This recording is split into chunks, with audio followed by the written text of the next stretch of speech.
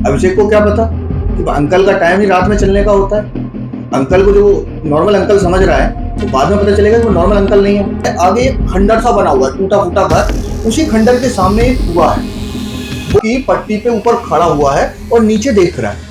मतलब हो सकता था कि अभिषेक तुरंत भाग के उसके पास पहुंचा, उसने ऐसे हाथ पकड़ा, ऐसा लग रहा था उसमें कूदने वाला है कि जो अंकल आंटी थे वो उन्हें साइड शीशे में पीछे खड़े हुए नजर आ रहे हैं और मुस्कुरा रहे हैं, साफ नजर आ रहे हैं। ये चीज देख के भाई साहब इनका बिल्कुल ये समझ लो कि पसीना पसीना हो गए। हेलो, सलाम, नमस्कार, सत श्री अकाल, स्वागत है आपका हमारे चैनल दरका अड्डा 2.0 में। तो दोस्तों, हमेशा की तरह कहानी शुरू करने से पहले आपको कहना चाहता हूँ कि अगर आपको हमारी कहानियाँ पसंद आ रही हैं तो आप हमारे चैनल को सब्सक्राइब करो, लाइक करो, कमेंट करो, और आपको डिस्प्ले पे एक ऐसी ईमेल आईडी दिख रही है जिस पे आप अपने साथ हुए कोई भी इंसिडेंट शेयर कर सकते हैं, जिसे मैं अपनी आवाज़ में नरेट करूँगा। तो चलिए देरी न करते हुए सीधे कहानी पे चलते हैं।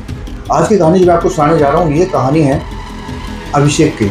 अभिषेक जो एक ट्रक चलाते हैं और अभिषेक अपना एक ट्रक लेकर माल लोड करके हाईवे पे जा रहे थे। उनकी डेस्टिनेशन काफ़ी दूर थी, लगभग 2 से 3 दिन का सफ़र था। उनके साथ उनके ट्रक में एक और पर्सन था जो क्लीनर था, मतलब इनके सपोर्ट स्टाफ में था। तो ये दोनों लोग चले जा रहे हैं। भाई साहब जब ये अपनी डेस्टिनेशन में जा रहे हैं, आगे रात हो जाती है ना, मतलब तो एक ये ढाबा पे रुकते हैं, खाना पीना खाते हैं। खाना पीना खाने के बाद में रात में चलते हैं। ये रात में 2-2:30 बजे का टाइम है। एक हाईवे से गुजर रहे हैं। सड़क के दोनों तरफ बढ़िया जंगल है, मतलब प्रॉपर बड़ा बड़ा जंगल है। उसके पेड़ों के बाहर कुछ नहीं दिख रहा है और गर्मियों का टाइम है, तो गर्मियों के टाइम में इतना कुछ धुंधला नहीं है, लंबा दूर का दिखाई देता है। तो क्या था कि जब ये ट्रक में जा रहे हैं तो देख रहे हैं काफ़ी दूर आगे एक बूढ़े अंकल और आंटी रोड किनारे खड़े हुए हैं और वो ट्रक रोकने का इशारा कर रहे हैं। तो जो अभिषेक था उसने सोचा कि शायद ये अंकल आंटी परेशान होंगे, तो वो क्या करता है, मतलब हेल्प करने की मंशा से वो अपने ट्रक को रोक देता है। तो वो अंकल आंटी आते हैं, तो अंकल आंटी से पूछता है, जी अंकल। तो वो बोलते हैं, बेटा आगे तक छोड़ देना मुझे। तो अभिषेक जो होता है कि ठीक है अंकल, आप बैठ जाओ, मैं आप बता देना कहाँ छोड़ देंगे। जब वो लोग अंदर बैठ गए तो पूछता है, अंकल इतनी रात को मतलब यहाँ कहाँ, मतलब तो जंगल के बीचों बीच में, यहाँ तो कोई गाँव वाँव भी नहीं है। तो बोलता है कि बेटा बस हम तो ऐसे ही हवा लेने निकले थे और हवा लेने के चक्कर में ऐसे ही मतलब बहुत दूर तक चले आए। तो अभिषेक बोलता है, अंकल अपनी उम्र का ध्यान रखा करो, अभी तो रात के 2:30 बजे हैं, रात को 2:30 बजे हवा लेने का कौन सा टाइम है। खैर कोई नहीं, अभिषेक को क्या पता कि अंकल का टाइम ही रात में चलने का होता है। अंकल को जो नॉर्मल अंकल समझ रहा है तो बाद में पता चलेगा कि वो नॉर्मल अंकल नहीं है। ठीक है, कोई बात नहीं। ट्रक आगे चलने लगा।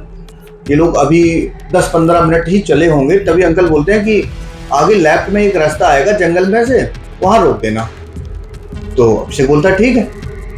तो अंकल बोलते हैं कि काम करो ना, मुझे मेरे घर तक छोड़ दो, वहाँ पे मतलब जो आप अपनी गाड़ी है वहीं पर ले जाओ और पानी वानी पी लेना, कुछ खा पी लेना।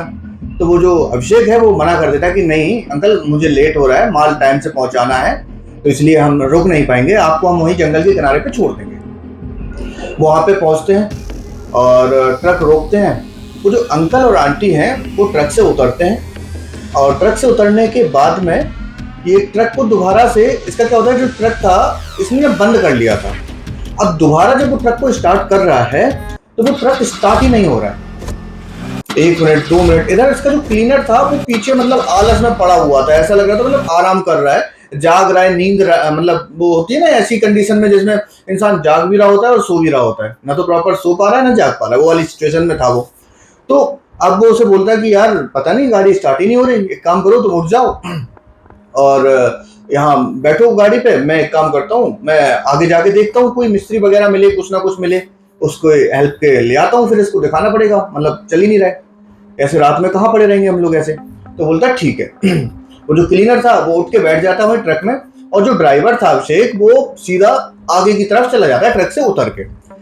अभिषेक ने देखा कि अंकल आंटी जो थे उतरने के बाद एकदम से मतलब पता ही नहीं चला वो कहाँ को चले गए, मतलब ऐसे गायब हो गए। तो उसने ध्यान नहीं दिया, उसने सोचा शायद इधर ही कहीं एक रोड जा रहा था अंदर की तरफ, शायद उधर ही चले गए होंगे, हम अपनी गाड़ी स्टार्ट करने के चक्कर में तो शायद देख नहीं पाया।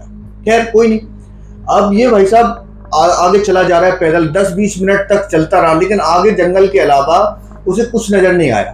थक हार के वो वापस आ रहा था। जब वो ट्रक उसे दिखने लगा तभी वो क्या देखता है कि ट्रक से जो उसका क्लीनर था वो खिड़की खोल के नीचे उतर रहा है और उतरने के बाद में वो जंगल की तरफ वाले रास्ते पे जा रहा है। तो जो ड्राइवर था उसने देखा कि ये जा रहा है, वो फटाफट थोड़ा तेज चल के आया और उसे आवाज भी दे रहा है कहाँ जा रहा है कहाँ जा रहा है, लेकिन जो क्लीनर था वो कुछ भी नहीं सुन रहा है। ठीक, अभिषेक थोड़ा तेज चला, थोड़ा भागने वाली कंडीशन में, वो भी जंगल वाले रास्ते में उसके पीछे पीछे जा रहा है, उसे आवाज दे रहा है, वो कुछ नहीं सुन रहा है। ऐसा लग रहा है कि वो मतलब किसी धुन में है, वो बस सीधा चला जा रहा है, सीधा चला जा रहा है अपने मस्त चाल में। अब क्या होता है कि अभिषेक देखता है कि जो उसका क्लीनर है वो आगे जाता है, आगे एक खंडर सा बना हुआ है, टूटा फूटा घर, उसी खंडर के सामने एक कुआं है। वो उस कुआं की पट्टी पे ऊपर खड़ा हुआ है और नीचे देख रहा है। मतलब हो सकता था कि अभिषेक तुरंत भाग के उसके पास पहुंचा, उसने ऐसे हाथ पकड़ा, ऐसा लग रहा था उसमें कूदने वाला हो। अगर अभिषेक कुछ सेकंड की ही देरी कर दे तो हो सकता है वो कुआं में कूद जाए। खैर, जैसे ही अभिषेक ने, ड्राइवर ने उसको पकड़ा, उसको एकदम ऐसे झकझोरा, तो एकदम उसे होश आया। तो पूछा, यहाँ क्या कर रहा है भाई, मैं तुम्हें गाड़ी में छोड़ के आया था। तो बोलता मुझे नहीं पता, उसे कुछ याद ही नहीं था। अब भाई दोनों लोग थोड़े डर तो गए, उन्हें समझ ही नहीं आया क्या हुआ। वो फटाफट गाड़ी में पहुंचे। अब जब वो गाड़ी में पहुंचे तो उसने पूछा कि भाई हुआ क्या था। तो उसने बताया कि तुम्हारे जाने के बाद में तो मैं यहाँ बैठा हुआ था, फिर मेरे जो ट्रक के डोर पे ऐसे नॉक हुआ, मैंने डोर खोला, नीचे की तरफ देखा तो एक अंकल आंटी खड़े हुए थे। तो उन्होंने बोला कि बेटा क्यों खड़े हो, तुमने बताया कि मतलब इसमें ना ट्रक में कोई दिक्कत आ गई है, मिस्त्री को लेने गए हैं। तो बोले कि तुम मेरे साथ चलो और मैं तुम्हें बताता हूँ, यहीं पास में एक मिस्त्री है, उसको ले आना तुम साथ में। मैं उनके साथ साथ जा रहा था। तो बोले कि लेकिन तुम तो अकेले जा रहे थे। मतलब सीन ये था कि जो क्लीनर था वो क्लीनर उन अंकल आंटी के कहने पर उधर जा रहा था और उसे मतलब उसे वो ये उसने बताया कि जैसे अंकल आंटी से उसने बात करी, बात करने के बाद में जैसे कि वो सम्मोहित हो गया, वो किसी चीज को मना ही नहीं कर पाया। उन्होंने बोला चलो मेरे साथ, और ये उतर के चलने लगा। और अभिषेक को केवल वो क्लीनर ही दिख रहा था और वो अंकल आंटी नहीं दिखे। ये चीज वो समझ गया था कि ये चीज नॉर्मल नहीं है। ठीक, अब वो क्या करता है, फटाफट अपना जो ट्रक है ना स्टार्ट होता है और ट्रक स्टार्ट भी हो जाता है। और जैसे ही स्टार्ट होता है वो भाई साहब तेजी से वहां से भागते हैं। तभी जैसे मतलब ट्रक उन्होंने अपनी तेजी में भगाया, आगे से क्या होता है, उन्हें ऐसा लगता है कि आगे से एक और ट्रक उनकी तरफ आ रहा है। मतलब बहुत तेजी स्पीड में, एकदम जैसे आप चला रहे हो और एकदम अचानक से कोई ट्रक तुम्हारे सामने आ जाए तो आदमी एकदम हड़बड़ा जाएगा। उसने खींच करके एकदम ब्रेक लगाए और गाड़ी काफी डिसबैलेंस हुई, लेकिन टक्कर होने से मतलब पेड़ के पास जाके रुक गई, टक्कर नहीं हुई। अब देखा इधर तो कोई ट्रक नहीं है। भाई साहब ये कतई घबरा चुके। इसने दोबारा अपनी जो गाड़ी थी, जो मतलब साइड में जाके रुक गई थी, उसी गाड़ी को दोबारा से अब ये आगे बढ़ाए और अपने साइड शीशे में देखते हैं। तो क्या देखते हैं कि जो अंकल आंटी थे वो उन्हें साइड शीशे में पीछे खड़े हुए नजर आ रहे हैं और मुस्कुरा रहे हैं, साफ नजर आ रहे हैं। ये चीज देख के भाई साहब इनका बिल्कुल ये समझ लो कि पसीना पसीना हो गए। इन्हें ये लग रहा था कि कैसे ये रास्ता खत्म हो और कैसे हम इस चीज से दूर निकलें। फाइनली 1-2 घंटे चलने के बाद में भाई साहब ये एक ढाबे पे पहुंचे। ढाबे पे जैसे ही पहुंचे उन्होंने ढाबे पे मतलब अपनी गाड़ी लगा दी और गाड़ी लगाने के बाद में बढ़िया मतलब पहले मुंह धोया और ढाबे के बंदे से ये बात करते हैं। और उन्होंने बताया कि उनके साथ कि ये लोग आ रहे थे, एक अंकल आंटी मिले और अंकल आंटी ने उन्हें मतलब एक लिफ्ट मांगी, उन्होंने लिफ्ट दे दी और उसके बाद उनके साथ क्या हुआ।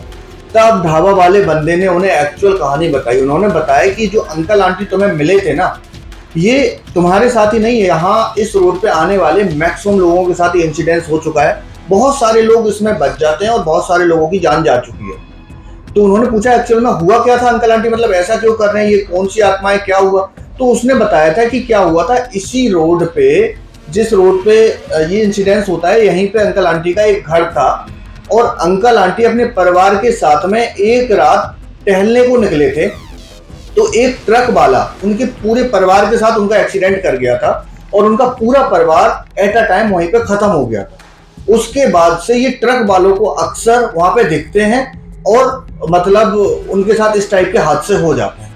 तब से भाई साहब अभिषेक ने अपने कान पकड़ लिए कि रात में कभी भी किसी को भी लिफ्ट नहीं देंगे। तो दोस्तों ये थी हमारी आज की कहानी। उम्मीद है आपको पसंद आई होगी। इसी प्रकार की और भी कहानी सुनने के लिए आप हमारे चैनल से जुड़े रहिए, हमें सब्सक्राइब करिए और कमेंट करके जरूर बताइए कि आपको कहानी कैसी लगी। धन्यवाद।